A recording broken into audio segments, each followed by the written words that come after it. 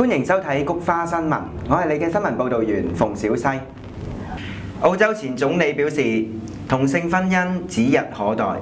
澳洲前總理吉拉德日前接受訪問嘅時候表示，澳洲嘅同性婚姻合法化係指日可待。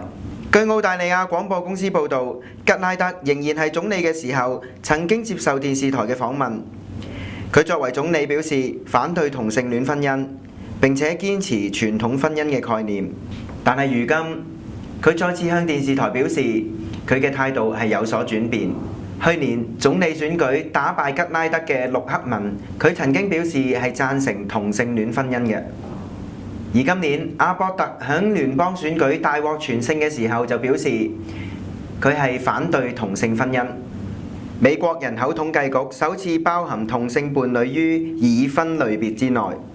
過去美國人口統計局將已婚嘅同性伴侶係列入未婚伴侶之列，完全漠視同志婚姻法定嘅關係。但係最近美國人口統計局公布嘅數據報告當中，進行咗少少但係重要嘅修正，就係將同性伴侶收納入已婚定義之內。如今同性伴侶會自動被收入全國家庭嘅數字當中。